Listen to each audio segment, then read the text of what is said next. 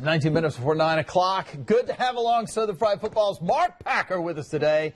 Christine Nelson is not with us today because she still can't get over the loss of Georgia to Georgia Tech from last weekend. John, that is not true. She is actually in the lobby. I saw her. She's had 11 hangover burgers she just has. from the game last week with Georgia Tech. I tell you, and she's going to have a hangover for a long time thinking about that one. I got to tell you, every time I come, every Friday, you're either shucking oysters or got the hangover burgers today. I mean, the entire traffic and weather department, they're taking naps between segments. You guys are truly unbelievable. That's why I like coming in every Friday, because I don't know what's next on the order. Hey, it's a tough life. Somebody's got to do it, though, right?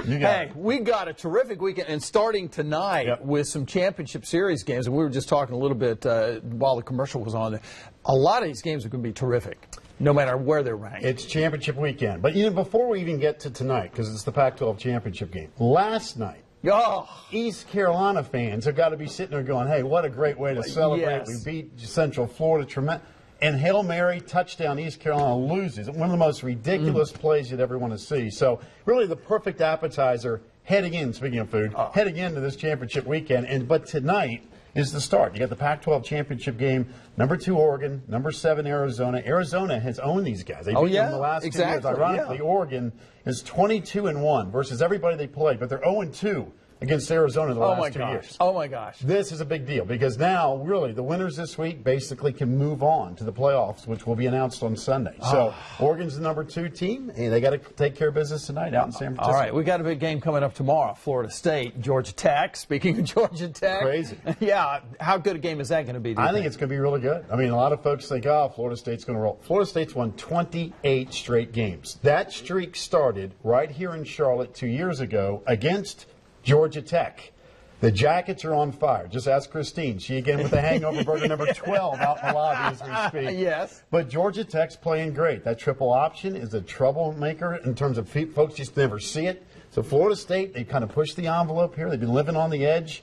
We'll see if they can close the deal. They moved to number 4 this week in the poll, even though they've won 28 straight games. But I think it's going to be a good game tomorrow night. And there's still tickets available to that game, too, by the way. So you may want to think about that. It's going to be good, and it looks like the rain's going to hold up. What about some other championship games? We got SEC championship games. Yeah. It's Alabama. It's Missouri. All right? Here's the deal. Oh, yeah. Alabama's won 23 SEC championships. Missouri has not won a conference championship in any shape, way, or form since 1969. However, Missouri is 14-2 in SEC play the last 2 years, but you'd never know it. Nobody ever talks about Missouri. No, they don't. It's the Tigers. Because Christine's over there bragging about the Georgia Bulldogs. Head ball coach is throwing visors down there talking about South Carolina. But it's Missouri who's now gone back-to-back winning the SEC East.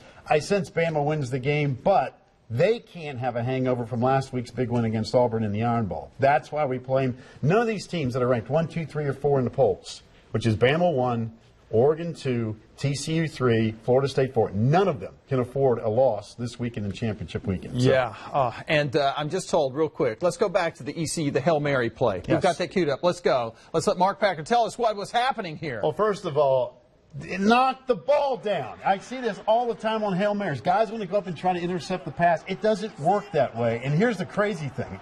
Here's George O'Leary partying like a rock star. He's having a hangover burger as we speak. The win for Central Florida ties them for the conference championship. So if they don't make that play, hey, nice year. And for East Carolina, they had a great year. Oh, yeah. But what a bummer for Ruffin McNeil and those guys. They really had a tremendous football team, but that is a horrific loss. Oh, my gosh. Crazy. Mark Packer, Southern Fried Football. We are glad to have you in here. Some good stuff. And I think Christine's now on her 14th hangover burger. Again, the entire staff taking a nap here in about 8 minutes. All right. And included in that